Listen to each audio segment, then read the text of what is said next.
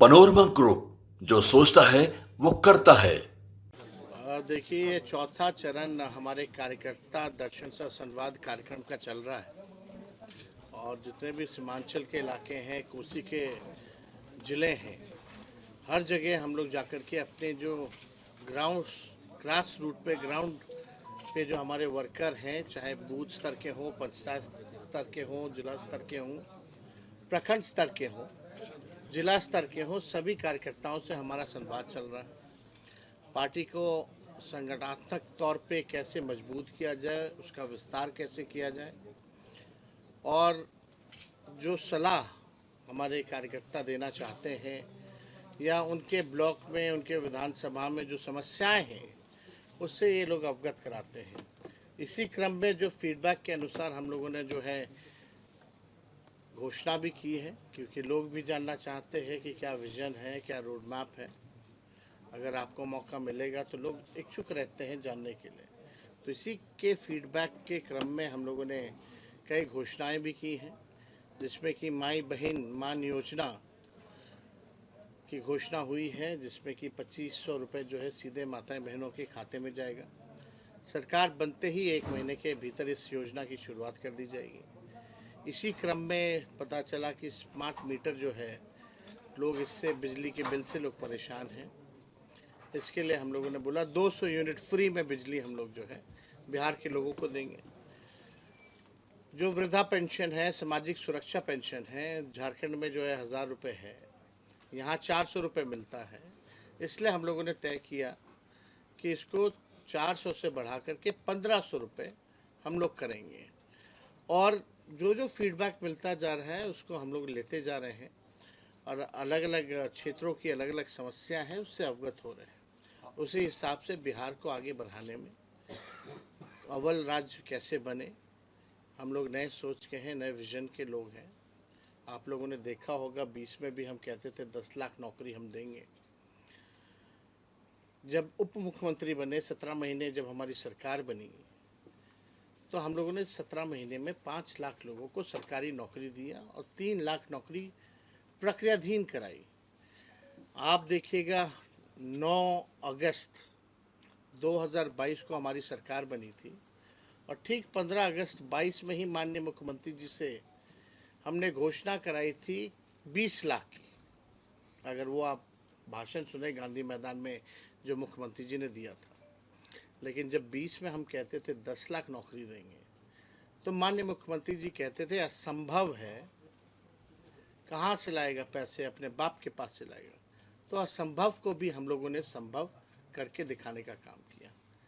आज लगभग जो है बीजेपी के जो नई सरकार बनी है एनडीए की, 11 लगभग 1 साल होने जा रहा है। जो हमने 3.5 लाख जो नौकरी जो प्रक्रियाधीन कराई थी, 5 लाख तो दिया, उसमें अब तक जो है किसको कितना नौकरी मिला ये बताए नीतीश कुमार जी। जब बीपीएससी की बारी आती है तो पेपर लीक हो जाता है, लोग परेशान है, परीक्षा को रद्द करना पड़ता है, कोई नौकरी नहीं मिल रहा। लेकिन जब हम लोग थे 17 महीने, तो कोई भी पेपर लीक नहीं हो पाया। ये सच्चाई है। और आप देखिएगा उस 20 लाख का वादा कब पूरा करेंगे ये। हम तो कहना चाहते हैं कि मुख्यमंत्री जी को खुल कर के आकर के बताना चाहिए कि आखिर क्यों नहीं कर पा रहे हैं, पेपर लीक क्यों हो रहा है। तो हम इतना ज़रूर कहेंगे कि हमारे पास विजन है, रोड मैप है, काम करने का तरीका हमें पता है। अब मुख्यमंत्री जी टायर्ड हो चुके हैं और उनके अधिकारी जो है रिटायर्ड हैं।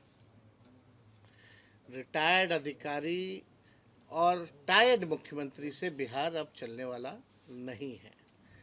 तेजस्वी आगे आगे रहेगा और मुख्यमंत्री जो है उसी के नकल करते करते पीछे पीछे उसी काम को गिनवाने का काम करेंगे। जो कि खुद कहते थे पहले असंभव है, उसको हम लोगों ने संभव करके दिखाने का काम किया। वही नियोजित शिक्षक से हमने वादा किया था जब भी सरकार में आएंगे तो 4.5 लाख जो नियोजित शिक्षक हैं उनको राजकीय कर्मी का दर्जा देंगे। हम लोगों ने वो भी दिया, राजकर्मी का दर्जा दिया। तालमी मरकज़ हो, विकास मित्र टोला सेवक, स्वयं सहायता समूह, आंगनबाड़ी, आशा, सबके मानदेय को भी हम लोगों ने बढ़ाया, जाति आधारित गणना भी कराई, हम लोगों ने आरक्षण की सीमा को भी 65% जो है बढ़ाने का काम किया, EWS 10% एज इट इज़ रख के टोटल आरक्षण 75%। तो देखिए, जहाँ तक नौकरी का सवाल है, सबसे बड़ा बिहार में जो है बेरोजगारी बड़ी है। अगर आप नीति आयोग का रिपोर्ट देखें, महंगाई है, यहाँ पलायन बहुत ज़्यादा है, आप देखिएगा गरीबी बहुत ज़्यादा है। इस पे कोई जो है चर्चा नहीं कर रही है लोग, लेकिन किसी भी कीमत पर जो है ये थके हुए मुख्यमंत्री से जितने रिटायर्ड अधिकारी हैं, ये लोग पीछे पीछे रहेंगे और इनसे हम लोग काम करवा करके रहेंगे। दूसरी बात, आप देखे होंगे कि अमित शाह जी ने कल जो है बाबा साहब अम्बेडकर को लेकर के जो राज्यसभा में, पार्लियामेंट में उन्होंने बोला, इसकी हम घोर निंदा करते हैं।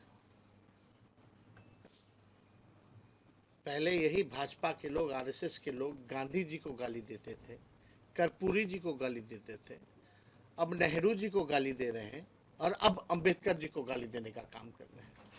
इन आरएसएस और भाजपा के पास कोई महापुरुष तो है नहीं, आज़ादी में इनका कोई योगदान तो रहा नहीं, केवल नफरत फैलाना, भाई को भाई से लड़ाना, यही काम में लगे रहते हैं लोग।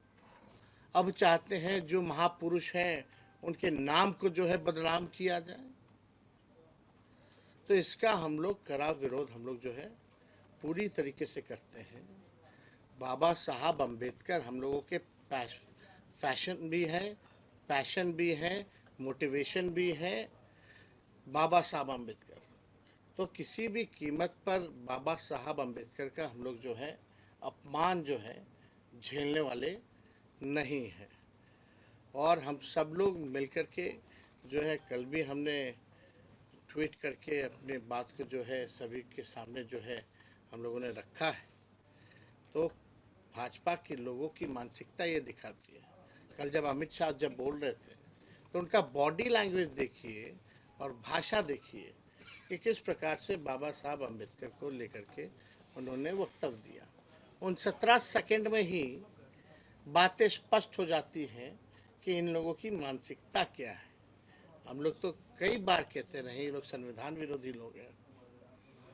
ये पूरी तरीके से ये लोग बाबा साहब अम्बेडकर का जो है नाम को बदनाम करना चाहते हैं। जैसे कि इन लोगों की कोशिश रही है, पूर्व में गांधी जी हों, कर्पूरी जी हों, नेहरू जी हों, इनको नाम को बदनाम करने की।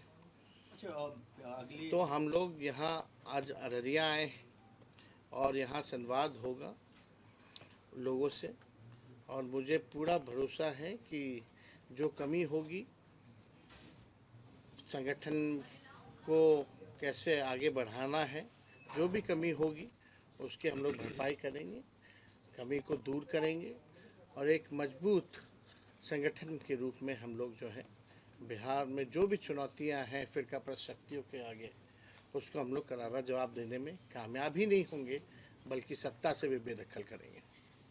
और कुछ सवाल? जी सवाल ये था कि आप जो है अभी मजबूत तौर पे बिहार में विपक्ष में है, लेकिन जब आप 5 साल के लिए सत्ता में आएंगे तो आपको आपका इंडस्ट्री को लेकर क्या रोड मैप है? देखिए, इंडस्ट्री को लेके तो आपको तो पता ही, जब 17 महीने हम लोग उप मुख्यमंत्री रहे, इंडस्ट्री डिपार्टमेंट भी हमारे ही समीर महासेठ मंत्री थे आरजेडी से।